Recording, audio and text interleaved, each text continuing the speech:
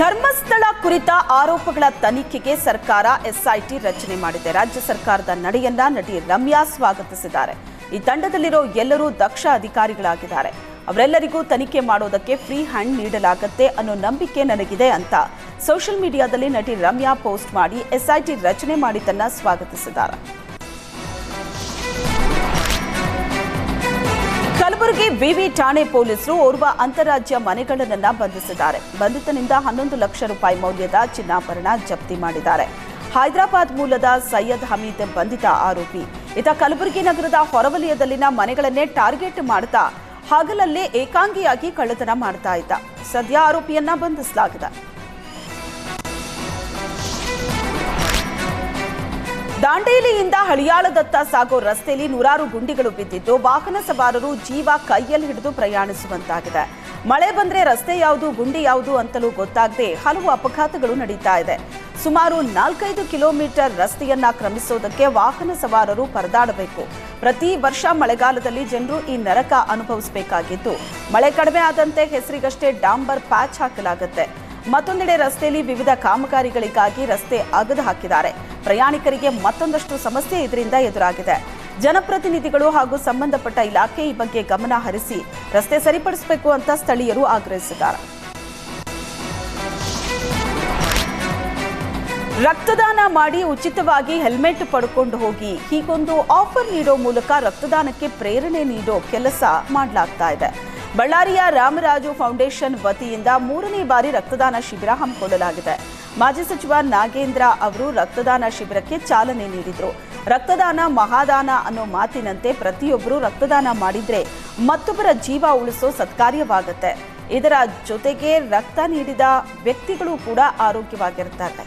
Corona ಬಳಿಕ ರಕ್ತದಾನಿಗಳ ಸಂಖ್ಯೆ ಕಡಿಮೆ ಆಗಿದೆ ಅನ್ನೋ ಮಾತಿದೆ. ಆದರೆ ಈ ರೀತಿಯ ಶಿಬಿರದಲ್ಲಿ ರಕ್ತದಾನ ಮಾಡೋದಕ್ಕೆ ಪ್ರೇರಣೆಯಾಗಲಿ ಅಂತ ಹೆಲ್ಮೆಟ್ ನೀಡೋದಾಗಿ ಫೌಂಡೇಶನ್ ಸದಸ್ಯರು ತಿಳಿಸಿದ್ದಾರೆ.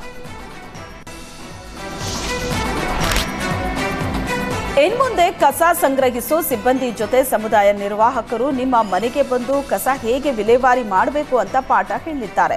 ಕಸದ ಸಮಸ್ಯೆಯಿಂದ ಕಂಗೆಟ್ಟಿರೋ ಮಹಾನಗರ ಪಾಲಿಕೆ ಸಮುದಾಯ ನಿರ್ವಾಹಕರನ್ನ ನೇಮಿಸಿಕೊಳ್ಳುವ ಮೂಲಕ ಸಮಸ್ಯೆಗೆ ಮುಕ್ತಿ ಹಾಡೋದಕ್ಕೆ ಮುಂದಾಗಿದೆ. ಸ್ಮಾರ್ಟ್ ಸಿಟಿ ಪಟ್ಟ ಪಡೆದಿರೋ ಹುಬ್ಬಳ್ಳಿ ಧಾರವಾಡ ಅವಳಿ ನಗರದಲ್ಲಿ ಕಸದ ಸಮಸ್ಯೆ ಗಂಭೀರವಾಗಿದೆ. ಕಸ ವಿಂಗಡಣೆ, ವಿಲೇವಾರಿ ಮತ್ತು ಎಲ್ಲೆಂದರಲ್ಲಿ ಕಸ ಎಸೆತಾ ಇರೋದು ಪಾಲಿಕೆಗೆ ದೊಡ್ಡ ತಲೆನೋವಾಗಿದೆ.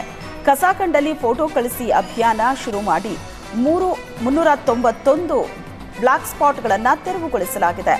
ಆದರೂ ಕಸದ ಸಮಸ್ಯೆಗೆ ಮಾತ್ರ ಪರಿಹಾರ ಸಿಗ್ತಿಲ್ಲ. ಇದರಿಂದಾಗಿ ಕಸನ ಮೂಲದಲ್ಲೇ ಬೇರ್ಪಡಿಸೋ ಮತ್ತು ಸಮರ್ಪಕ ವಿಲೇವಾರಿ ಕುರಿತಂತೆ ಜನರಿಗೆ ತಿಳುವಳಿಕೆ ಮೂಡಿಸೋದಕ್ಕೆ ಕಮ್ಯುನಿಟಿ ಮೊಬೈಲೇರ್ಸ್ಗಳನ್ನು ನೇಮಿಸಿಕೊಂಡಿದೆ. ಅವಳಿ ನಗರದಲ್ಲಿ ಒಟ್ಟು 63 ಸಮುದಾಯ ನಿರ್ವಾಹಕರನ್ನ ನೇಮಕ ಮಾಡಿಕೊಳ್ಳಲಾಗಿದೆ.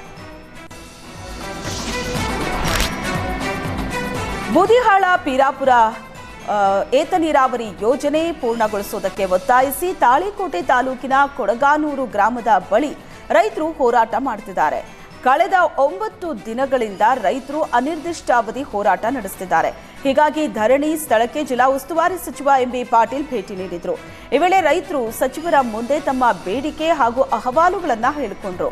ಕಾಮಗಾರಿ ಪೂರ್ಣಗೊಳಿಸುವುದಕ್ಕೆ ಅನುದಾನದ ಅವಶ್ಯಕತೆ ಇದೆ. ಕೂಡಲೇ ಸರ್ಕಾರ ಅನುದಾನ ಘೋಷಣೆ ಮಾಡಬೇಕು ಅಂತ ಸಚಿವರಿಗೆ ಒತ್ತಾಯಿಸಿದರು.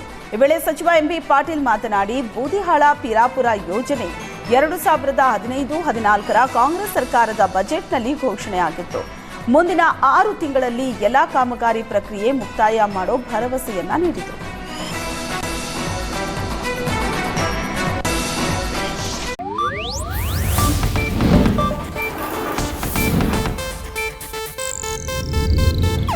ಇದು ಏಷ್ಯಾನೆಟ್ ನ್ಯೂಸ್ ನೆಟ್ವರ್ಕ್ ಪ್ರಸ್ತುತಿ.